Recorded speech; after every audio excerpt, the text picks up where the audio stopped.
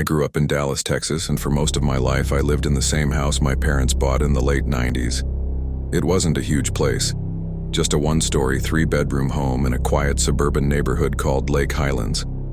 By the time this happened, I was 24 and still living there while finishing up community college and working part-time at a grocery store. My parents often traveled for business, so being home alone wasn't unusual for me. The night this happened, it was mid-July. My parents were away on a 3-day trip to Houston for my dad's company conference, and I had the house to myself. I actually liked having the place alone. No rules, no questions. I spent most of that day at work, came home late around 10 p.m., reheated some leftovers, and then set myself up in the living room to binge a show on Netflix. It was just me, my dog Max, and the comforting hum of the AC. Max was a 6-year-old German Shepherd, the type of dog that usually barked at anything and everything. He was loyal and protective, but that night, he was oddly quiet, just curled up near my feet while I sat on the couch.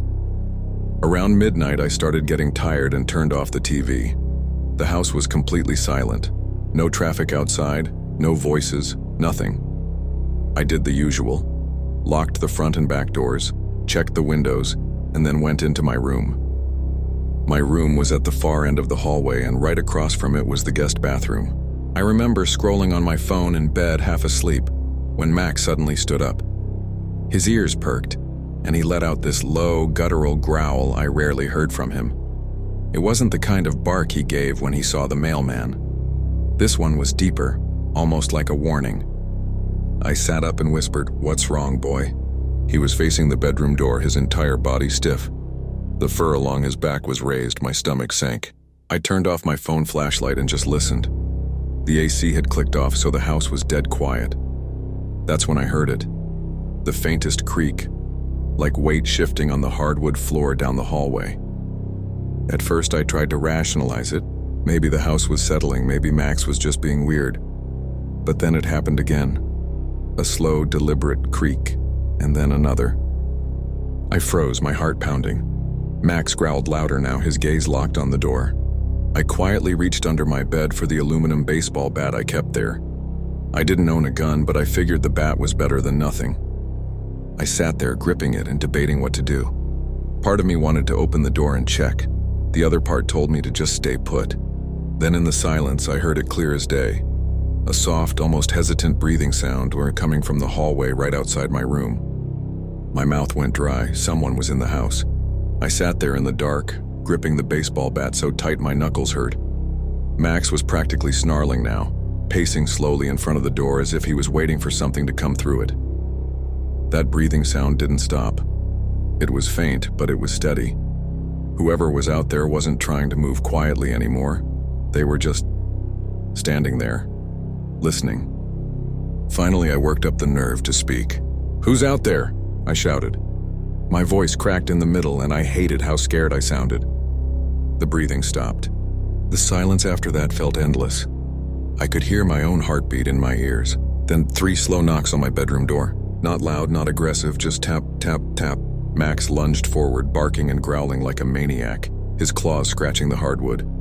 I nearly jumped out of my skin. I backed up toward the window. My room faced the backyard, and for a second I thought about escaping that way. But the window had a security bar across it. My parents installed it years ago because of break-ins in the area. There was no way out except through the door, the same door someone had just knocked on. I was trapped. I pulled out my phone and dialed 911 with shaking hands.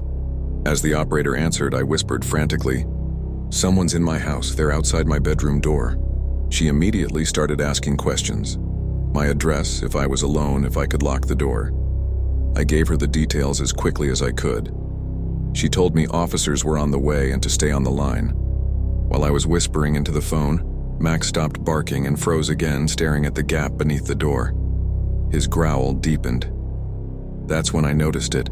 Something dark was moving across the small strip of light from the hallway. A shadow. Someone was standing right on the other side of my door. I tightened my grip on the bat and pressed my back against the far wall, keeping the phone in my other hand. The operator was telling me to remain calm, that officers were only minutes away. But minutes felt like hours. Then the doorknob jiggled, slowly at first, then harder. Someone was testing it, trying to twist it open. I screamed into the phone, "He's trying to get in!" Max went berserk again, hurling his body against the door as he barked. I thought for sure the intruder would kick it in. But instead, after what felt like forever, the noise stopped. I stayed frozen in place, bat raised, heart pounding. The operator kept talking to me, asking if I still heard anything. I strained my ears, but it was completely silent now. 2 minutes later, I heard faint sirens in the distance. Relief washed over me. Whoever was out there must have heard them too, because suddenly from the hallway I heard footsteps running, fast, toward the back of the house.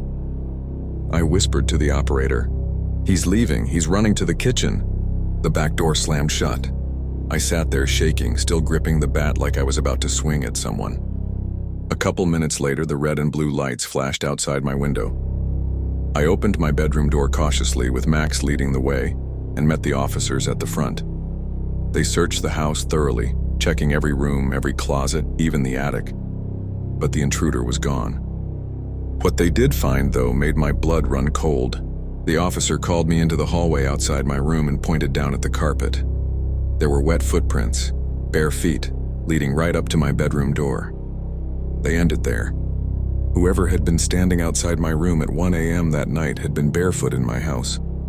The police kept me in the living room while they continued searching the property. My hands were still trembling so badly I could barely hold on to my phone. Max hadn't calmed down either. He was pacing back and forth, ears pinned back, growling at every creak in the house. After about 15 minutes, one of the officers came back inside and asked me to step outside with him.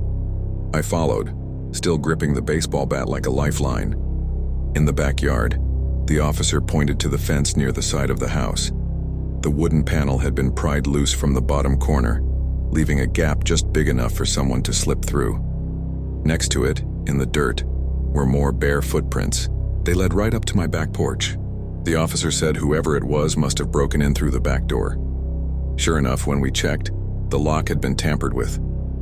It looked like they had wedged it open with some kind of tool. What terrified me most wasn't how they got in.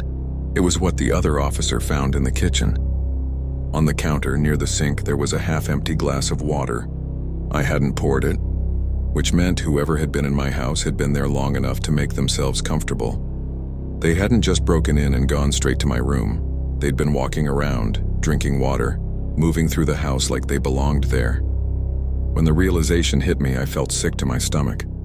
The officers asked if anything was missing. I looked around, but nothing seemed stolen. My wallet was still on the coffee table, the TV was untouched, my laptop was in the same spot.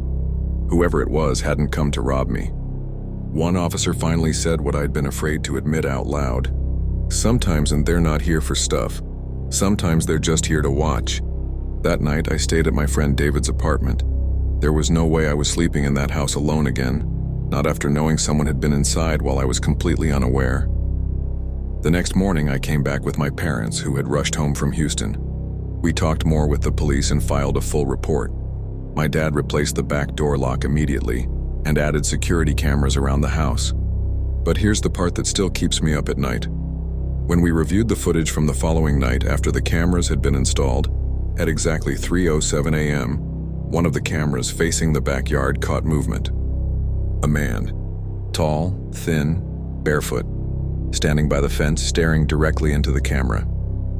He didn't move for almost 30 seconds. Then he smiled. Just this twisted, unnerving smile, and walked out of frame. We never saw him again after that. The police never identified him, and there were no more break-ins. But every time I'm home alone now and I hear the floor creak, I can't help but think about that night. About the slow knocks on my bedroom door, about the sound of someone breathing just outside, about the footprints that ended right there, on the carpet. And I wonder if Max hadn't been there, would he have actually come inside my room? I was a sophomore at the University of Colorado, living off campus in a small rental house with 2 other girls. But during winter break, both of my roommates went home to their families, while I stayed behind to work and save money. So for about 3 weeks, I was alone in that house. At first, I didn't mind. I liked having the whole place to myself. No one leaving dirty dishes in the sink. No one blasting music while I was trying to study. But after a few nights, the silence started to get to me. The house creaked in ways I hadn't noticed before, and the street outside was dead quiet after 10 p.m. One Friday night, I was in the living room, curled up on the couch with a blanket watching Netflix. The house was completely dark except for the glow of the TV. That's when I heard it, a soft tapping sound. It was faint at first, but once I muted the TV, I realized it was coming from the large living room window behind me. At first I thought it was just a tree branch in the wind, but then it happened again. 3 distinct taps like fingernails against the glass. I froze. The curtains were drawn so I couldn't see outside. Slowly I stood up and crept closer, trying not to make a sound. I pulled the curtain back just an inch and peeked out. There was a woman standing in the yard. She was maybe in her 40s with long, messy hair that looked damp like she had been caught in the rain. But it wasn't raining. Her clothes were strange too, an oversized gray coat hanging loosely off her shoulders. She wasn't wearing shoes, and she was staring right at me. When our eyes met through the glass, she smiled. Not a normal smile. It was too wide, too stiff, like she was forcing her mouth into a shape it wasn't used to. I dropped the curtain instantly and stumbled backward, my heart racing. I grabbed my phone and called my best friend Lila, who lived across town. She answered groggily. "Rach, it's like midnight. What's wrong?" "There's a woman outside my window," I whispered. "She's just standing there, staring at me." Lila immediately told me to call the police, but I hesitated. What if it was just some homeless woman looking for shelter? I didn't want to overreact. Against my better judgment, I tiptoed back to the window and peeked again. She was closer. Right up against the glass now, her face practically pressed to it, her smile even wider. I could see her teeth. Her lips were cracked and pale. Her breath fogged the window as she exhaled, never breaking eye contact with me. That was enough. I dialed 911. The operator told me to stay on the line and move to a secure room. I ran to my bedroom, locked the door, and sat on the floor with my back against it, clutching the phone. The operator kept asking me questions. What the woman looked like, if she had tried to get inside, if I heard anything else. I told her everything. Then, in the middle of my explanation, I heard it again. Tap, tap, tap. But this time it wasn't from the living room window. It was from my bedroom window. The tapping at my bedroom window sent chills down my spine. My room was on the ground floor and the window was only a few feet from where I was sitting. I held my breath, gripping the phone tighter as the operator kept talking. "Ma'am, are you safe right now? Are you alone in the room?" I whispered back. "She's at my bedroom window now. She followed me." There was silence for a moment, and then the operator's tone grew sharper. "Stay calm. Police are on the way. Don't engage with her. Stay quiet." But it was impossible to stay calm when I could hear the faint scratching sound of her fingernails dragging across the glass. I forced myself to slowly glance toward the window. The curtains were thin, and through them I could see her shadow. She was standing so close that her outline was clear. Her head tilted from side to side in slow, jerky movements, as if she was listening for me. Then came the whisper. At first I thought I was imagining it, but no, it was real. A faint, raspy voice right outside the window. "Rachel." I froze. She had said my name. There was no way she could have known it. I hadn't spoken loud enough for her to hear me through the phone, and I'd never seen this woman before in my life. My throat went dry. The operator must have heard my breathing speed up because she asked, "What's happening? What do you hear?" I couldn't bring myself to answer. All I could do was stare at the shadow of this woman as she pressed her hands against the window. Then came a louder sound, the rattle of the window frame. "She was trying to open it," I whispered almost inaudibly. "She's trying to get in." The operator told me to stay away from the window and to find something to defend myself with. My eyes darted around the room and landed on the metal desk lamp on my nightstand. I yanked it out of the socket and gripped it like a weapon. The scratching and rattling at the window grew louder, more frantic. Then suddenly it stopped. The silence was worse. I stayed perfectly still, straining my ears. For a moment I thought maybe she had given up. But then from the other side of the wall I heard footsteps, slow, deliberate. She was moving along the outside of the house.